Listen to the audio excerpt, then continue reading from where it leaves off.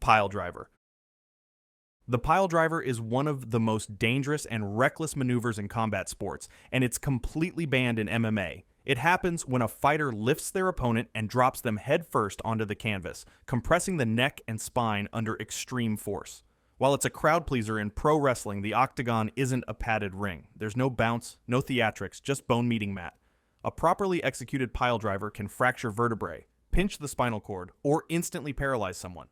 Even if the neck isn't broken, the whiplash and compression can cause chronic pain, herniated discs, or permanent nerve damage. There's no strategic reason to use this move. It's pure danger. That's why the UFC bans it outright. You don't play around with the spine. One mistake, and it's over. Like this breakdown, hit subscribe for more banned moves and octagon facts every week. Rabbit punch. A rabbit punch targets the back of the head or upper neck, one of the most off-limits zones in all of combat sports. The danger lies in the brainstem, which controls vital functions like breathing and motor control. A hard shot there can cause concussions, paralysis, or worse. That's why this strike is banned across MMA and boxing alike. What makes rabbit punches tricky is how often they occur unintentionally, especially during wild scrambles or ground and pound flurries. But even if accidental, repeated strikes can cost a fighter points or the fight. The tragic case of boxer Pritchard Colon, who was left paralyzed after multiple rabbit punches, serves as a painful reminder of the risk. In a sport that embraces violence, this one crosses a line. The brainstem has no defense and no forgiveness. Fish hooking. Fish hooking is one of the dirtiest fouls in MMA and one of the least subtle. It's when a fighter jams their fingers into an opponent's mouth, nose, or cheek and yanks outward like they're reeling in a catch. The move isn't just painful, it's barbaric. The inside of the mouth and nostrils are lined with soft tissue that can tear easily, leading to cuts, bleeding, and permanent scarring. It offers zero strategic value other than inflicting pain and panic. Dustin Poirier accused Michael Chandler of trying it during their fight and said he had to bite down to stop it. That's how out of pocket this move is. It's rare, but when it shows up, it draws instant outrage. There's no technique here, just raw, dirty violence. Completely banned. No questions asked. Groin shot. A groin shot is one of the quickest ways to stop a fight, and not in a good way. Whether it's a kick, a knee, or an accidental punch, any strike to the groin is strictly illegal. Male fighters wear protective cups, but let's be real, even with gear, a solid shot can drop anyone. The groin area holds nerves, blood vessels, and organs that don't handle trauma well. Recovery can take minutes or surgery. Most of the time, these shots are accidental, especially during fast exchanges. If a fighter can't continue, the bout might end in a no contest. But if it's intentional, disqualification. The most infamous example is Rampage Jackson's knee to Daijiro Matsui's groin at Pride FC. It ended the fight in seconds. Cheap, painful, and career-altering. That's why it's banned outright. Small joint manipulation. Small joint manipulation sounds technical, but in practice, it's dirty and dangerous. It refers to twisting or bending an opponent's fingers, toes, or wrists in ways they're not meant to move. While submissions like arm bars and leg locks are legal because they target major joints with clear mechanics and time to tap, small joint attacks offer no such mercy. A quick yank on one finger can snap tendons or dislocate a knuckle before the fighter even realizes what's happening. That's why the unified rules of MMA explicitly ban it. Fighters are trained to defend against chokes and limb locks, but nobody trains to have their pinky torqued backward. It's not just unsportsmanlike, it's a shortcut to lifelong damage. The move might seem subtle, but its consequences can be severe and irreversible. Throat strike. Throat strikes are completely banned in MMA, and for good reason. The throat houses the trachea and larynx, protected only by soft tissue and, for males, the Adam's apple. One well-placed shot can crush the windpipe, making it difficult or impossible to breathe. Damage to the larynx can also rob a fighter of their voice, temporarily or permanently. There's no muscle to absorb the blow, no toughening up this area. That's why strikes aimed at the neck, especially the front, are off limits. In fast-paced exchanges, accidental contact happens, but anything intentional results in immediate consequences. It's not just about pain, it's about safety.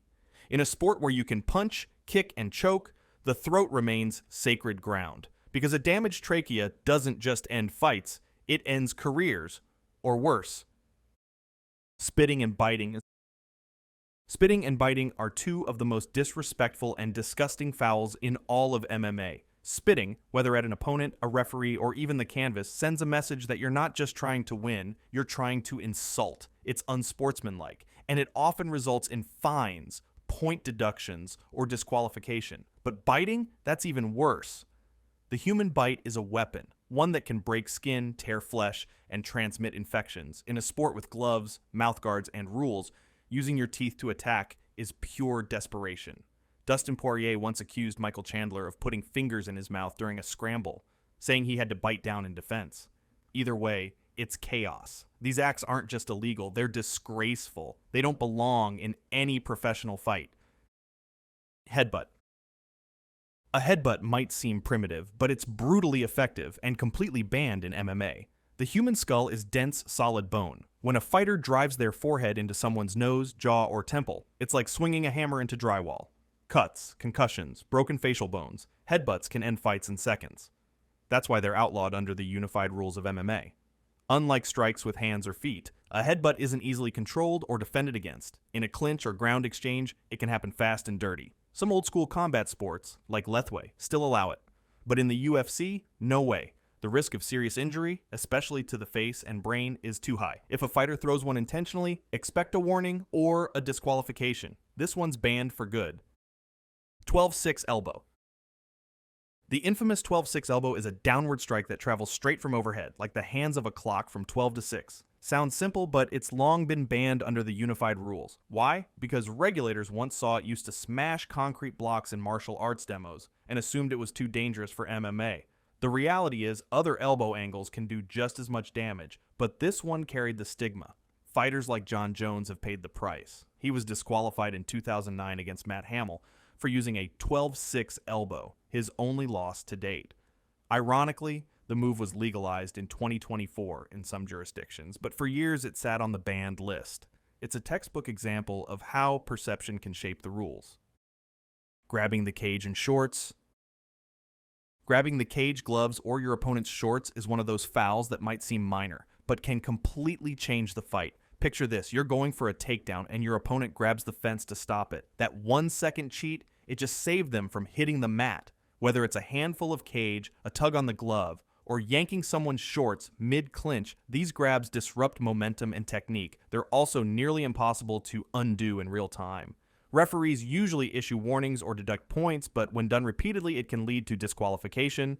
Hair pulling also falls under this category and is just as illegal. These aren't flashy fouls, but they matter because they interfere with fairness, and in a sport this brutal, fairness is everything.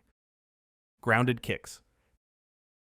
Grounded kicks, especially to the head, are banned under the unified rules of MMA. That means if your opponent has even one knee or hand on the ground, you can't kick them in the head. Back in the early UFC days, this rule didn't exist. Fighters like Gerard Gordeau famously used soccer kicks to end bouts in seconds. One such kick left Taylor Wiley bleeding heavily after UFC 1. The damage from a full-force boot to a grounded opponent's skull is no joke. Concussions, fractures, even brain injuries. While body kicks to a grounded fighter are sometimes legal, head kicks are a hard no. Promotions like Pride FC allowed them, which made fights wild and brutal. But in modern UFC, absolutely banned. It's too risky, too violent, and one clean shot can end a career. Oblique kick.